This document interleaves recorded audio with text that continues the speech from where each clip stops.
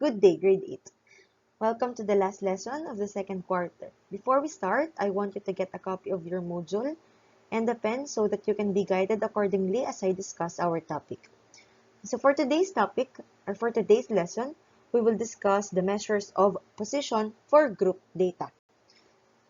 After this lesson, you are expected to calculate specified measures of position for group data of a set of data, interpret measures of position for group data, and solve problems involving measures of position for group data.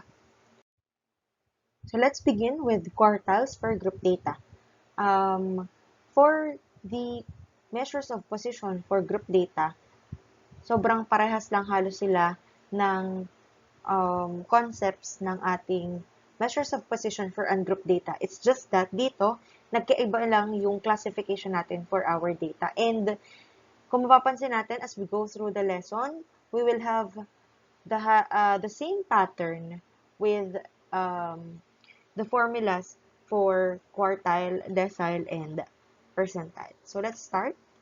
Quartile for group data. So to find the quartile for group data, we can use the formula Q sub k equals L sub B plus W multiplied by the quantity of Kn over 4 minus the less than cumulative frequency of the quartile class all over F sub Q, wherein Q sub k is the indicated quartile, K are values of 1, 2, and 3, L sub B is the lower class boundary of the quartile class, less than cumulative frequency before the quartile class is less than CFB.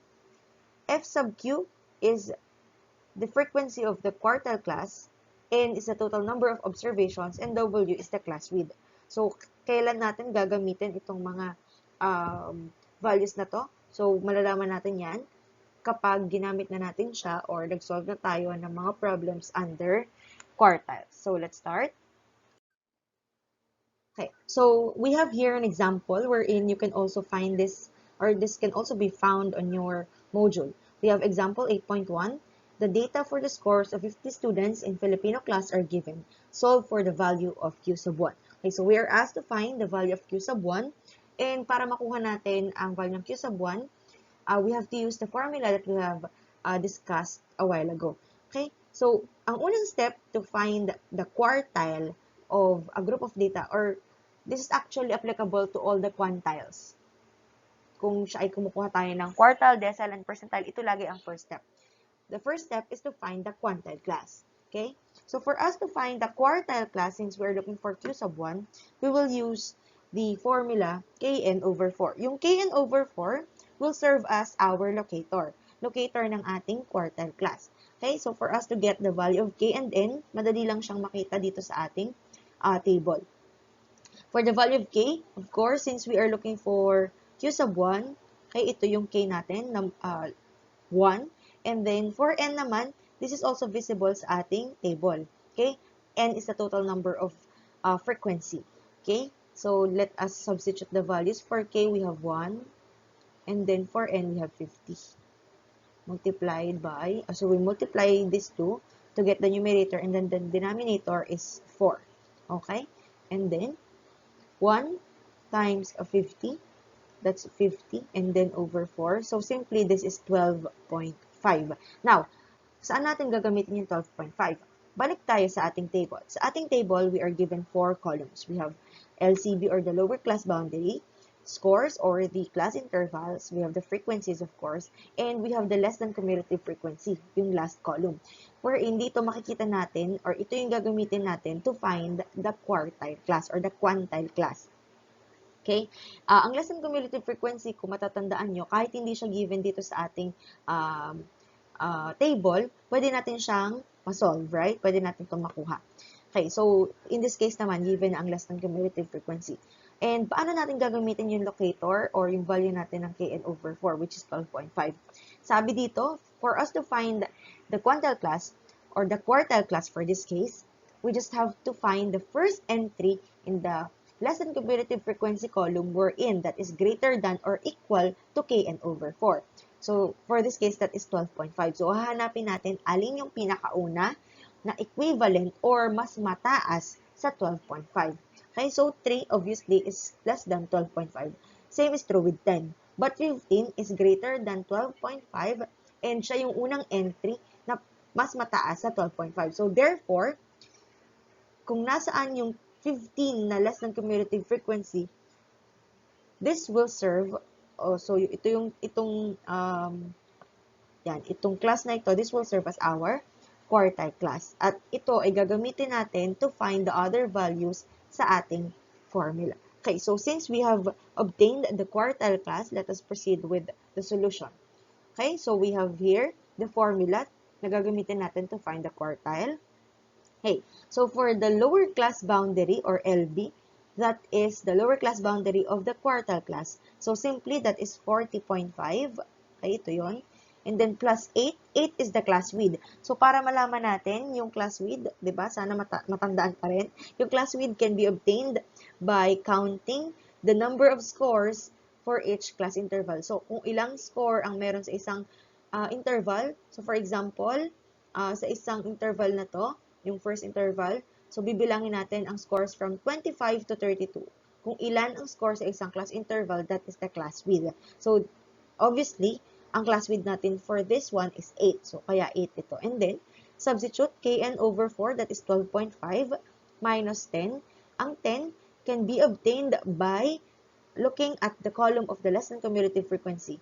Kasi yung value daw ng less than CFB is the relative cumulative frequency of the class before the quartile class. Okay, so the class before the quartile class. So since ito ang ating quartile class, yung less than cumulative frequency daw nito or before nito ang ating less than CFB na value sa ating formula. So that is 10. That's why 10 ang nakalagay dito. All over, of course, the frequency of the quartile class, so yun yung 5. Kaya 5 po ang ating denominator. Next. Okay, so simplifying, we have 12.5 minus 10. So we got 2.5 all over 5. And then, let us multiply 8 with 2.5 all over 5. Okay, so we have 20 all over 5. So 40.5 plus 20 over 5, simply Q sub 1 is 44.5. Okay, so we have Q sub 1 is equivalent to 44.5. Ito, unlike sa ating ungroup data, kung matatandaan niyo, di ba sa ungroup data, kapag ka merong decimal ang sagot, ay may hinahanap pa tayo na putal, for example, ng 0.5. Pero dito, sa group data, kung anong nakuha yung value, yun na yung sagot. So, let's proceed with the interpretation. Since we are asked to find Q sub 1, ang equivalent niya, sabi natin, ang quartile ay nahati sa 4 at ibig sabihin, it makes each quartile equivalent to 25%. So, since isang quartile lang siya, therefore, the interpretation is 25% of the students who took the test got scores less than 44.5. Right? So, madali lang yung ating process. Okay? Next, let us have another example under quartile. Okay, so let us use the same set of data. So actually, all throughout our examples, ito ang set of data na gagamitin natin para hindi na tayo malito. And I will give an assignment na di-discuss natin during our synchronous meeting. At ito rin yung set of data na gagamitin. Now, we are asked to find Q sub 3. So, for us to find the Q sub 3, of course, locator ulit na quartile class, we have Kn over 4, wherein K is equivalent to 3, N is equivalent to 50, and then all over 4. 3 times 50, we have 150, divided by 4. Okay? So, we will have 37.5. And yung 37.5, ihanapin natin sa last column, which is the less than cumulative frequency. Okay? So, obviously, that is not 3, not 10, not 15, not 19, not 31, not 37. Okay? Ang 37 ay hindi equivalent sa 37.5. So, obviously, ang ating kukuhanin na quartile class ay yung katapat ng 45 na less than cumulative frequency. So, this is our quartile class. Okay? So, using the same formula, let us substitute the values. We have 72.5, which is the lower class boundary of the quartile class, plus the class width, which is 8, and then 37.5 is our Kn over 4 minus the less than cumulative frequency of the class before the quartile class, which is 37, and then all over 8, which is the frequency of the quartile class. And then simplifying, we have 72.5 plus 8 multiplied by the quantity 0.5 all over 8. And then we have 72.5 plus 4 over 8 kasi minultiply na natin si 8 sa ating 0.5 all over 8. So simply Q sub 3 is equivalent to 73. Therefore, 75% of the students who took the test got scores less than 73. Okay, so we are done with quartile. Next, let's proceed with decile. Okay, so as you can see, and kung makikita nyo, kung manonotice nyo, we're actually following the same pattern with our formula sa ating quartile. Kasi halos nga pare-paras lang ang pattern ng mga yan. Okay, so to find the decile of the group data, use the formula d sub k equals L sub b plus W multiplied by the quantity of kn all over 10 minus the less than cumulative frequency of the class before the quartile class, the decile class rather, or less than CFB all over F sub d. Okay, wherein D sub k is the indicated decile. Of course, k is equivalent to 1, 2, 3, 4, 5, 6, 7, 8, 9. Then L sub b is the lower class boundary of the decile class. And of course, nabanggit ko kanina, less than CFB is the cumulative frequency before the decile class. F sub d is the frequency of the decile class. N is the total number of observations, and W is the class width. Okay, so for us to fully understand kung paano natin ginagamit ang formula, let us now proceed with our examples. So for deciles, we will use the same set of data, and let's proceed. We are asked to find D sub 4. Okay, so for us to find D sub 4, first, sabi ko sa inyo, the first step is to find the decile class or the quantile class. So for this case, decile class ang hanapin using our locator. Kung kanina, kn over 4, since we are looking for the quartile class, ngayon, we are looking for the decile class. That's why we will use kn over 10. Na iba naman ang ating denominator since we are dividing the distribution into 10 equal parts. So for k, we have 4. And then for n, we have 50 again. All over 10. It's equivalent to, okay, so 4 times 50, we have 200 all over 10. So simply, we have 200 divided by 10, that's 20. Okay? So hanapin natin, alin ang unang entry sa less than cumulative frequency that is equal or greater than 20. So not 3, not 10, not 15, not 19, okay, but 31, right? Okay, so 31 ang hanapin natin. So therefore, yung class na equivalent or katapat ng 31 na less than cumulative frequency is our decile class. Okay, so let us use the formula. Okay, and then substituting, the lower class boundary of the decile class is 56.5 plus the class width, which is 8. Kn over 10, we have 20 minus, which is the less than cumulative frequency of the class before the quartile class, so that is 90 all over 12, the class or the frequency of our decile class. And then simplifying, we have 56.5 plus 8 times 1 over 12, 56.5 plus 8 over 12, therefore D sub 4 is 57.17. Okay, so therefore, 40% of the students who took the test got scores less than 57.17. Okay, so sana natatandaan pa kung saan nanggagaling yung mga percentage na tinutukoy natin. Since we are looking for D sub 4, and each decile is equivalent to 10. So that's why, 4 na 10, that is equivalent to 40% of the scores. Okay, next. Okay, so for this, we are asked to find the D sub 7. Okay, kn over 10 ulit tayo. Okay, so for kn over 10, we have k is equivalent to 7, and then n is equivalent to 50 all over 10. Okay, and then 7 times 50, we have 350 all over 10. So, therefore, we have 35. Okay. So, hanapin natin dito. Not 3, not 10, not 15, not 19, not 31, but 37. So, therefore, nandito tayo sa 37.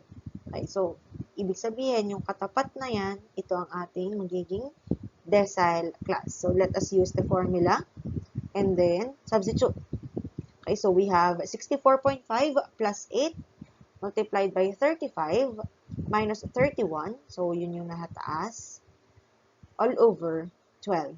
And then, 64.5 plus 8 multiplied by 4 over 12. D sub 7 is equivalent to 64.5 plus 32 over 6. Therefore, D sub 7 is 69.83. Okay, so for us to get the interpretation, hanapin natin ilang porsyento nga ba ang equivalent ng D sub 7. Okay? So, since 10% per decile and tayo ay nasa pampitong decile, ibig sabihin, 70% of the scores or 70% of the students who took the test got scores less than 69.83. Okay? Now, let us proceed with the last quantile. We have percentiles for group data. So, for percentile for group data, to find the percentile of group data, use the formula P sub k equals L sub b plus W multiplied by the quantity Kn all over 100 minus the less than cumulative frequency of the class before the percentile class all over F sub t, wherein P is the indicated percentile, K can be 1 to 99, L sub b is the lower class boundary of the percentile class less than cumulative frequency of the class before the percentile class, ang ating less than CFB. F sub d is the frequency of our percentile class, and the total number of observations is N, and the class width is W. So to use our formula, again we will utilize the same set of data that we are using kanina pa. Okay? And we are asked to find P sub 82. Again, ang uunahin nyo is to find the percentile class. Nasa percentile na tayo, that's why we will use Kn over 100 as our locator. So for us,